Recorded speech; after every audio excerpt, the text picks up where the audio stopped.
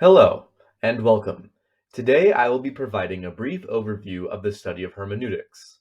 While this won't be an exhaustive overview, I hope it will give you a clearer idea of what hermeneutics is and how it can be applied to your personal Christian walk.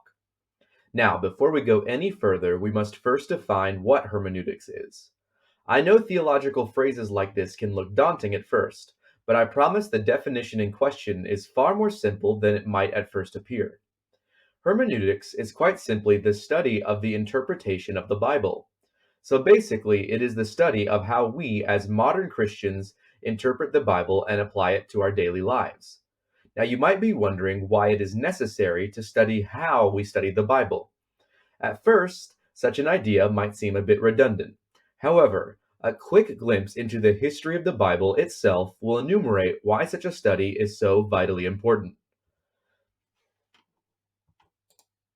The Bible was written on three continents in three ancient languages over the course of 1,500 years. Each of the included works were written separately, often by separate people, with as many as 1,000 years between each work. It is due to our distance from the writers and the people for whom the works were written that the utmost care must be put into interpretation, which is why hermeneutics is so vitally important.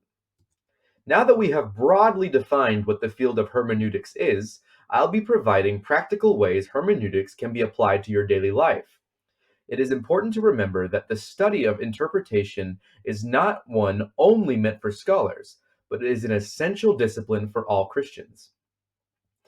The Bible was not written in English, and in fact has gone through multiple layers of translation to reach us today. The first biblical translation was the Septuagint, which was a translation of the Old Testament into Greek. After the rise of Christianity, the Bible was eventually translated from Greek and Hebrew to Latin, where it remained for hundreds of years until brave reformers like John Wycliffe labored to translate the Bible into their own languages under much persecution. Today we have the Bible in our own tongues, yet it is fairly obvious from a quick glance through any Christian bookstore that there is not a unified translation that is used for everyone in any language. There are hundreds of different translations of the English Bible alone. This is due to the fact that a decision must be made during the process of each and every translation. It isn't possible to translate any language word for word into another while still keeping the original meaning of the words in question. It is due to this issue that every Bible translation has to choose between translating the words formally, as in word for word, or functionally, as in thought for thought. These terms are called formal and functional equivalents, respectively, and govern the style of every translation we read. Every translation errs more on the side of one or the other, like the American Standard Version on the side of formal equivalence, or the Message on the side of functional equivalence. There are also versions that reside more in the middle of the spectrum, like the NIV. It is important that we are aware of what versions we are reading and to use multiple versions when necessary. Often more functional texts, like the Message, can stray a bit farther from the original meaning of the text, as more interpretation is required from the translator themselves to properly render the translation. So at times, it is important to also refer to a more formal equivalent to make sure we are grasping the full meaning of what is being communicated. It is also vital for us to understand the context of the passage in question.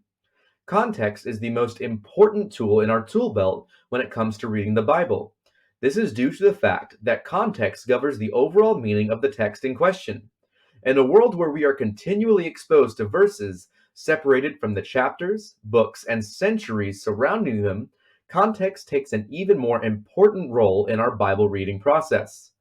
It is very easy to be confused by passages and to use them incorrectly when we don't know what place they hold in the biblical narrative as a whole. We wouldn't take a single line of Macbeth and claim that it explains the entirety of the play, and we can't do the same with the Bible. When reading biblical passages, it's important that we don't read a single verse and then call it a day. It's better instead to read the entire chapter, and when possible, the entire book, to better understand what it is the Lord is trying to say. Furthermore, it is important for us to look at the cultural and historical context surrounding the passages in question. Looking at a passage without first understanding the ideas surrounding it often leads to needless confusion.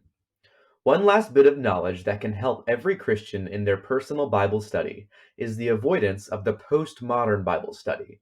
Such Bible studies revolve around the idea that each passage of Scripture can mean something different to each person. The study revolves around what a verse means to me rather than what the verse means. The Bible is designed to communicate clear and concise ideas to every person, but is not designed to communicate a unique message to every person. The passages of the Bible all have clear universal meanings that God is trying to communicate to each one of us. These meanings are not contingent on our own culture and life experiences. Thank you for listening to this short lecture. I hope you now have a clear idea of both what hermeneutics is and how hermeneutics can be applied to your own personal Bible reading. Hermeneutics is an extremely valuable field for any Christian to study, and while I have far from provided an exhaustive source on the topic, I hope you'll be able to use the ideas provided to you to aid in your own Christian walk. Thank you again, and God bless.